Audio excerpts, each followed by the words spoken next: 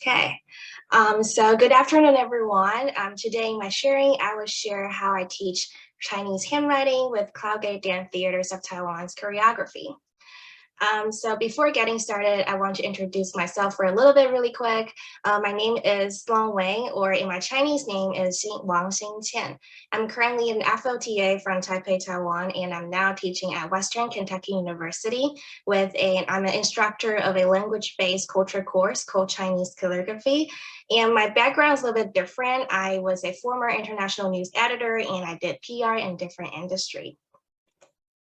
So today's focus would be a big headlines on how I utilize cultural materials in language teaching and its multi-dimensional benefits I found after implementing it.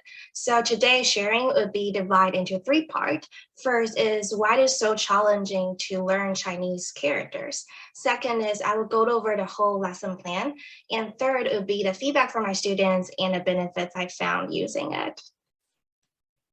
So before getting started the whole lesson plan, I would talk about this course. So Chinese calligraphy is an undergraduate general education course in my school, which means my students are from different kinds of major and background.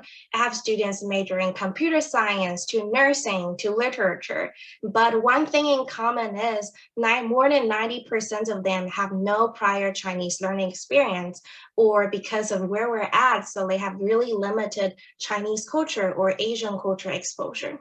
And this is a language-based culture class, so which means that they are here not because they want to learn Chinese language, they are here to learn the culture.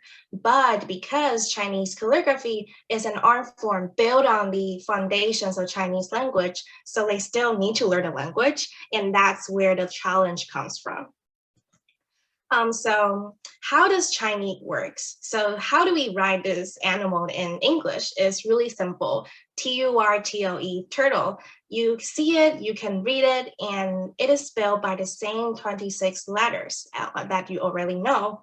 But on the right side, this is how we write Chinese to turtle. So you may have the same questions like my students may have. Wow, this is so complicated. Where should I even start?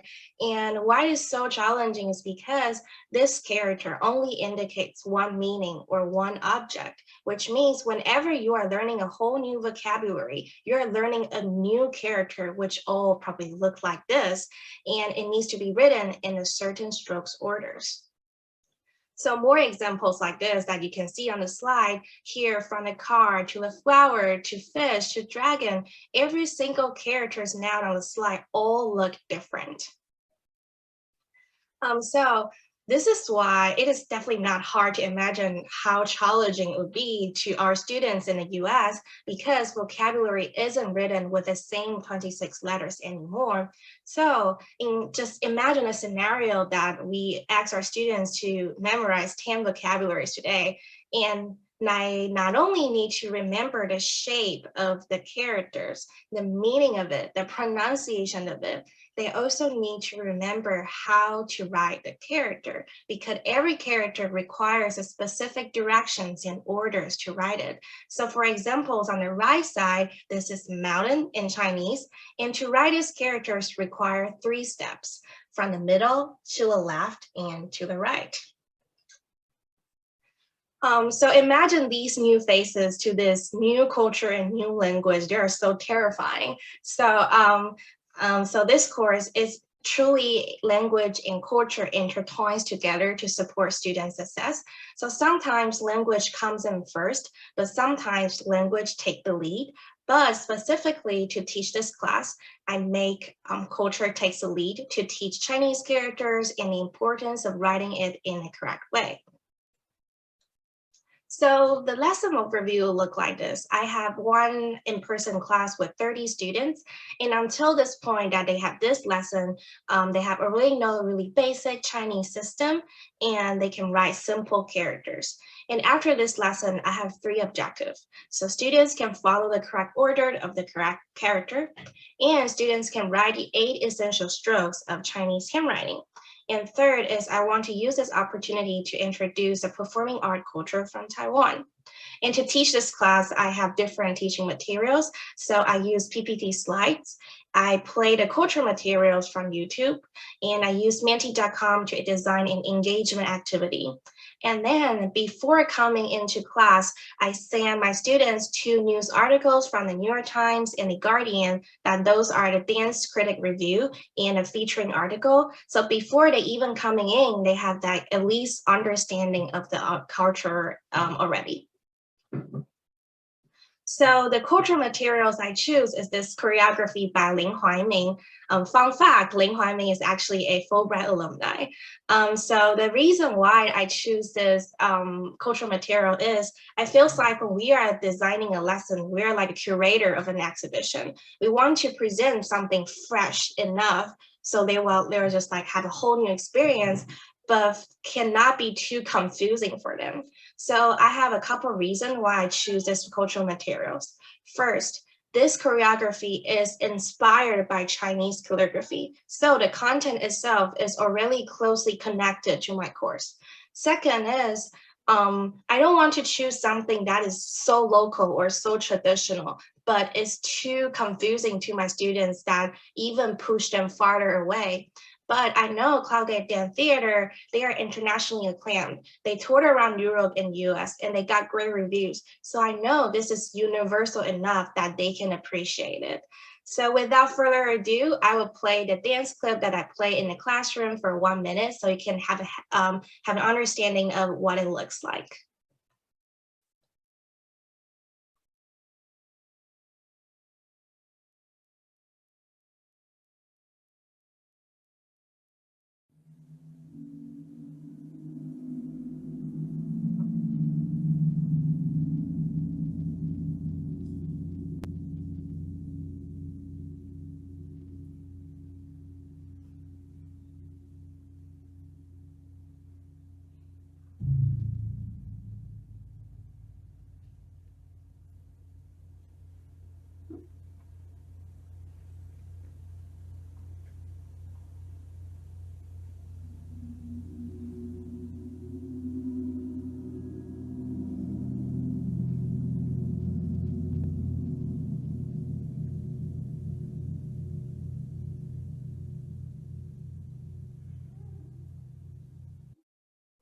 Okay, so in the video that you can see, the dancer used her body as a brush to write that characters out.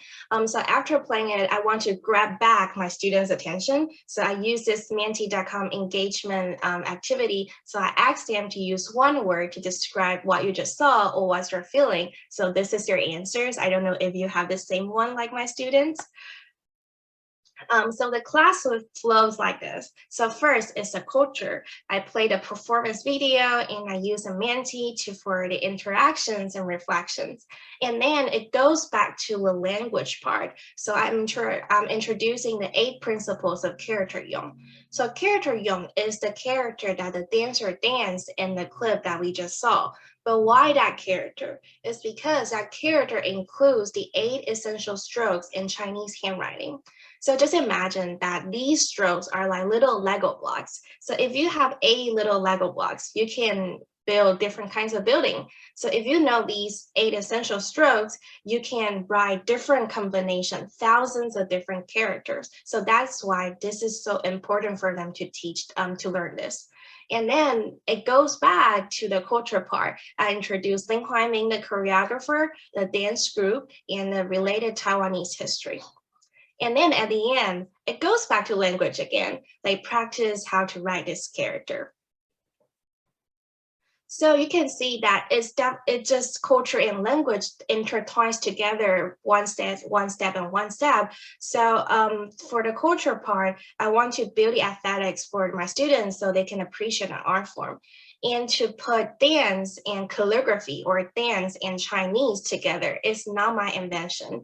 In Chinese traditional idiom, we have something called dragonfly phoenix phoenix dance. And this idiom is used to describe how gorgeous one person's handwriting is. So this is not my invention, not a coincidence. This is something that Chinese culture already have. And I want to create a connection between my students to Taiwanese culture and Chinese calligraphy. In the language part, of course, now they learn the strokes orders and they know how to write this character. And you might wondering why teaching one character needs you to build this huge lesson plan. It's because this is a notoriously difficult part of learning Chinese. And personally, when I was learning Chinese as a kid, we always have a huge working sheet with so many boxes, and we just practice for dozens of times, and we called it climbing the block boxes. It's definitely not fun. So I want to create a positive experience for my students, and I believe it can come from artistic experience. So for me, writing that character Yong, it only takes me 2 seconds. But when they can watch a dancer use her body to write that character for 1 whole minute, the students have a better understanding, a better visualizations of how it should work. So for them, writing this character is not 8 steps of the process. It's a exquisite dance movement to rehearse. So for the dancer, she's dancing to write. Now the students can feel like I am writing to dance. So the overall experience, we make it positive, we make it artistic. It can empower the students to learn this part with ease, because if they learn this one with positive memory, they will feel like if I'm writing next one, another one, I can do it. They're building a can-do attitude for it. And when they can imagine writing every part like a movement with a flow, they can have a higher meaning to end instead of I'm just put my head down and writing that for dozens of times. So after teaching this, I definitely see my students gaining more confidence of it and gaining more securities of learning this part. And this is the feedback from the students, that one of them said, this is a defining moment for my understanding. Another one said, I dreamed that my brush eventually danced across the page. So after teaching this lesson and of course, whole semester, I personally found so many benefits and benefited from using cultural materials in my classroom. This is what I found. So first, if you're teaching culture in your language class, you're definitely teaching with real world examples. And that's what we want to teach our 21st century global citizens in our classroom. Second is, when we are teaching a new language, we're so afraid that they're feeling disconnected to the language and they don't know the big why of why I'm doing this. So I believe if we have culture in that, we are building the connection between language and student, and they can be more motivated to learn a language. And at the end is, I believe if we put culture and artistic experience in it, we can empower the students and they can be more successful in their learning journey. So I do feel like culture and language is the golden duo in a classroom. I know that this sharing is really Chinese specific, and not every language requires this kinds of teaching in a writing aspects. But I humbly hope that this sharing could be a little bit of inspiration, where we can set an invitation that, because as MFLTA, we are cultural ambassador. But we are always said that we're gonna have a culture event on campus. We're doing this tea time on Fridays night, but culture should not only be an extracurricular. Culture can play such a vital part in our language teaching, and dance is what I'm passionate and happy to teach.